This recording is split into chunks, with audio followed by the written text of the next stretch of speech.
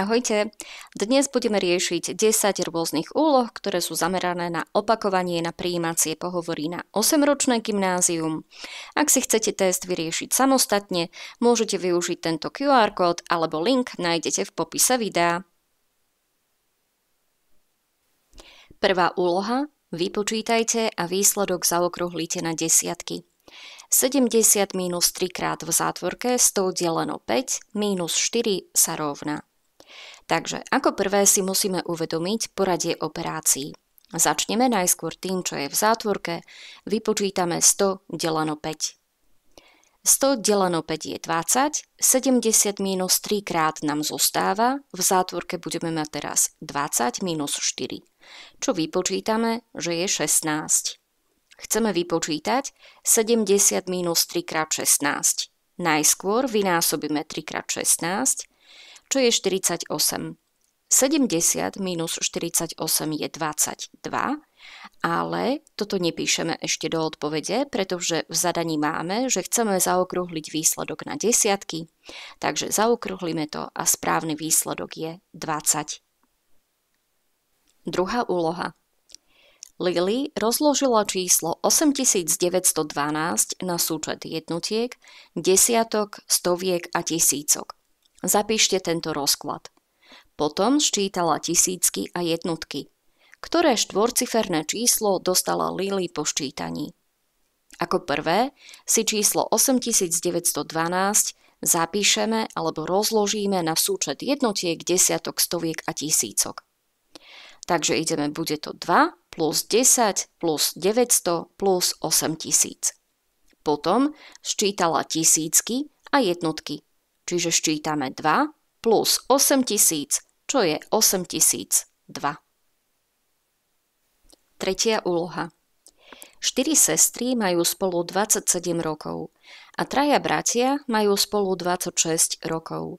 Koľko rokov budú mať spolu súrodenci o 9 rokov? Takže máme 4 sestry a každá z nich o 9 rokov bude plus 9 rokov staršia. Čiže to znamená, že teraz máme sestry, ktoré majú spolu 27 rokov, prvá sestra plus 9 rokov, druhá sestra plus 9 rokov, tretia sestra plus 9 rokov, štvrtá sestra plus 9 rokov. Môžeme to vypočítať aj 27 plus 4 krát 9, alebo ščítame jednoducho 9 plus 9 plus 9 plus 9, čo je vlastne 36. 27 plus 36 je 63, to znamená, že tieto 4 sestry budú mať spolu o 9 rokov, spolu 63 rokov. 3 bratia majú spolu 26 rokov. Takže 3 bratia majú spolu teraz 26 rokov, o 9 rokov bude mať prvý brat plus 9 rokov, plus druhý brat bude mať plus 9 rokov, tretí brat bude mať tiež plus 9 rokov. Môžeme to vypočítať 26 plus 9 plus 9 plus 9, alebo ten súčet 9 plus 9 plus 9 si môžeme zapísať aj ako 3 krát 9. 3 krát 9 je 27, 27 plus 26 bude 53. 3 bratia budú mať o 9 rokov spolu 53 rokov. A keďže otázka bola, koľko rokov budú mať spolu súrodenci, čiže to znamená, že sestry aj bratia dokopy budú mať 60 plus 53, čo je 116 rokov. Štvrtá úloha. Pod rovnakými symbolmi sú ukryté rovnaké čísla. Ktoré číslo patrí na miesto tohto symbolu? Ako prvé máme zistiť, aké číslo sa ukrýva pod týmto symbolom, pod týmto srdiečkom. Takže vypočítame si číslo ako 2600 minus 1870. Výsledok bude 730. To znamená, že pod týmto srdiečkom sa ukrýva číslo 730. Ďalej máme vypočítať, aké číslo sa ukrýva pod týmto smajlikom. Čiže máme 15 krát 4 plus 30. Ako prvé si vynásobíme 15 krát 4, čo je 60. 60 plus 30 je 90. Takže pod týmto symbolom sa ukrýva číslo 90.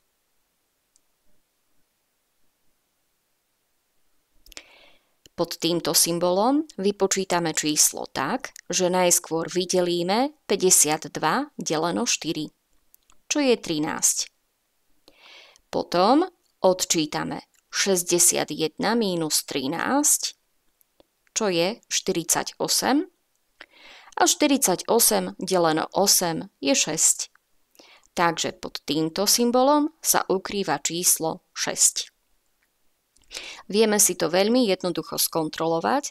Keď namiesto tohto symbolu si dosadíme tú šestku, tak nám musí výjsť 13 plus 6 krát 8, čo je 48, a 13 plus 48 je 61.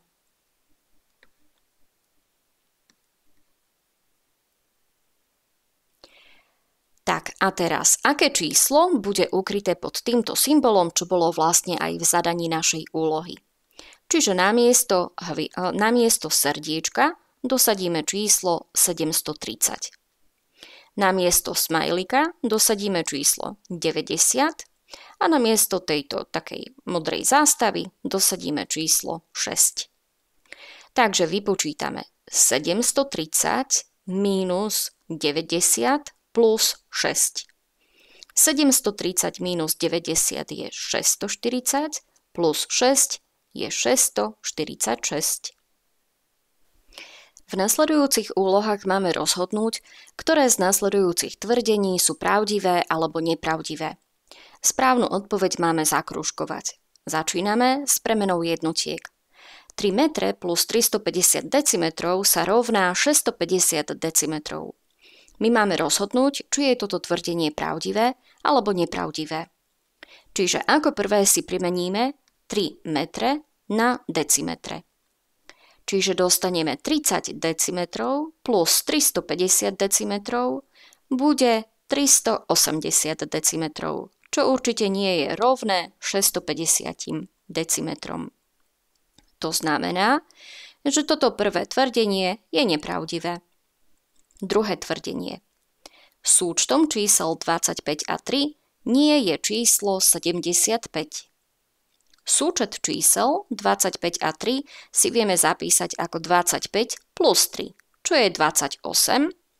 A keďže naše tvrdenie bolo súčtom čísel 25 a 3 nie je číslo 75, je tu číslo 28, tak toto tvrdenie je pravdivé.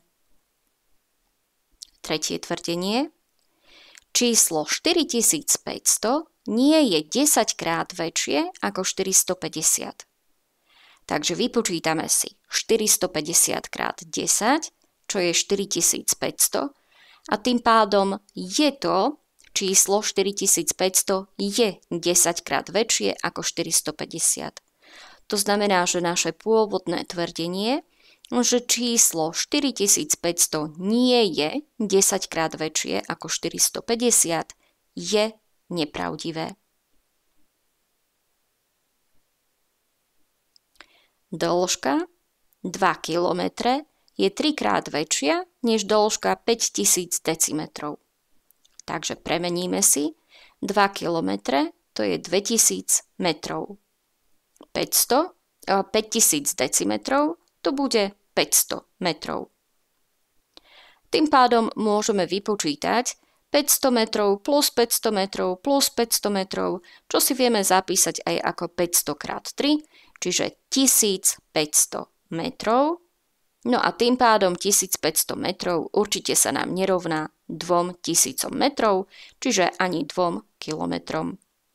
To znamená, že tento výrok je tiež, že dĺžka 2 km je 3 krát väčšia než dĺžka 5000 decimetrov, je tvrdenie nepravdivé. V nasledujúcej úlohe máme dané čísla, ktoré sú usporiadané v určitom logickom poradí. Máme doplniť do prázdnych štvorčekov chýbajúce čísla. Takže budeme hľadať medzi číslami 1, 6, 6, 5, 5, 10, 10, 9, 9, 14 nejaký vzťah, nejaké pravidlo, podľa ktorého by sme stále mohli doplniť to následujúce číslo, čiže mohli by sme potom doplniť do tých prázdnych štvorčekov aj správne čísla. Takže Keď sa na to pozrieme medzi 1 a 6, určite nám ako prvé napadne pripočítať plus 5. Medzi 6 a 5 odčítame jednotku. Čiže 1 plus 5 je 6, 6 minus 1 je 5, 5 a 10. Mohli by sme tu dať krát 2, ale môžeme využiť aj plus 5, čo sme mali aj v prvom prípade. Takže pridáme tu plus 5, 10 a 9 minus 1. A už tu by sme mohli vidieť pravidlo, ktoré sa opakuje, takže poďme vyskúšať. 9 plus 5 je 14. Čiže pokračujeme ďalej. 14 minus 1 a potom bude plus 5. 14 minus 1 je 13 a 13 plus 5 je 18. V nasledujúcej úlohe máme určiť, v ktorom roku bol vytvorený film, ak dátum vytvorenia filmu bol uvedený rímskymi číslicami. Takže možno poznáme mnemotechnickú pomôcku LACO doma. L nám predstavuje hodnotu 50, C 100, D 500, M 1000. Čiže prepíšeme si M 1000, CM, C je 100, za tým nasleduje väčšia hodnota 1000, takže získame tú hodnotu ako 1000 minus 100, čo je 900. Potom nasleduje L, čo je 50, XXX môžeme si prepísať rovno ako plus 30, IX, I nám predstavuje hodnotu 1, za tým nasleduje väčšia hodnota 10, takže opäť budeme odčítavať 10 minus 1 je 9. Keď to spočítame, dostávame 1989. Pri každej úlohe bolo uvedené práve jedno riešenie. Ak však budete počítať aj iným spôsobom, správnym spôsobom, tak je to samozrejme v poriadku. Nezabudnite však, že počítate bez použitia kalkulačky, bez použitia nejakých rôznych elektronických zariadení. Na dnes je to všetko. Pekný deň!